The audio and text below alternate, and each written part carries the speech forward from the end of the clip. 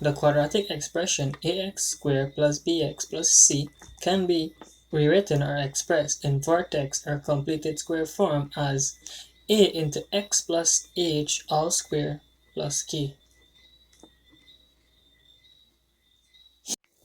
Take for example the expression x squared minus 6x plus 5, where the a term of the expression is 1, the b term is minus 6, and the c term is 5.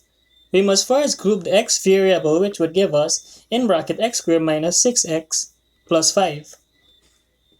We then proceed to factor out the a term, which would give us 1 into x squared minus 6 upon 1x plus 5. We then add a new term into the bracket, which is equal to half the coefficient of the x term squared, which would give us minus 6 upon 1 times a half squared.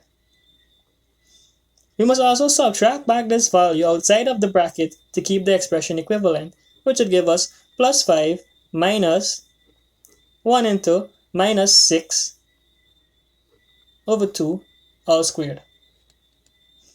Now this is simplified into 1 into x squared minus 6 upon 1x minus 6 upon 2 squared plus 5 minus 36 upon 4. Now this could further be simplified into 1 into x squared minus 6x minus 3 squared plus 5 minus 9.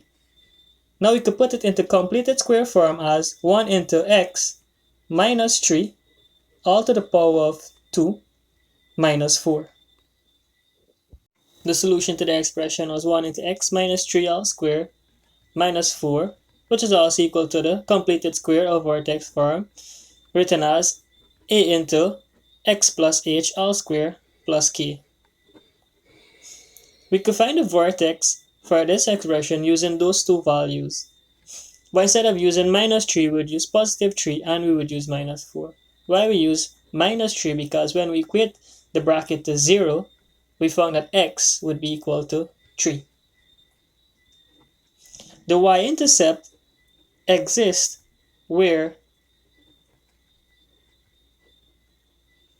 x is equal to 0. So if we substitute x equals 0 into the expression or into the vertex form, we would get 0 minus 3 squared minus 4 equal to c, which would give us minus 3 squared minus 4, which would give us 9 minus 4, which is equal to 5. And that would be our y-intercept. To find the two roots, we must equate the expression to 0 and solve, which would give x minus 3 squared equal to 4,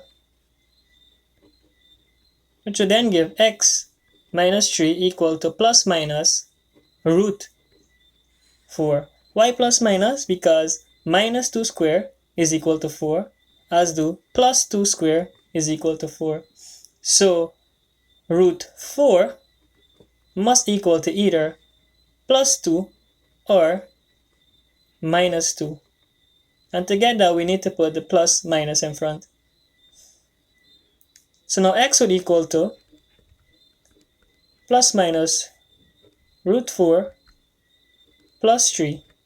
So now we could find the two values for x. x1 is equal to plus root 4 plus 3, which will give us 2 plus 3 equal to 5. And x2 would be minus root 4 plus 3, which will give us minus 2 plus 3 equal to 1. For the expression 1 into x minus 3 all squared minus 4, we found that the vertex exists at 3 and 4. We found that the two roots are 5 and 1, and the y-intercept is 5. Using those values, we can now sketch a rough graph of what this expression represent?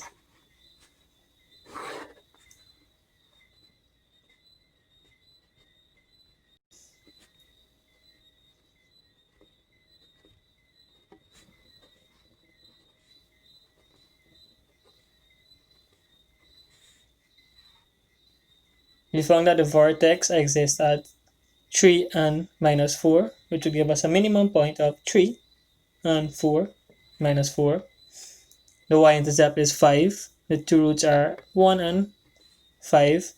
So we could draw a parabola right through those points. And that would represent 1 into x minus 3 squared minus 4.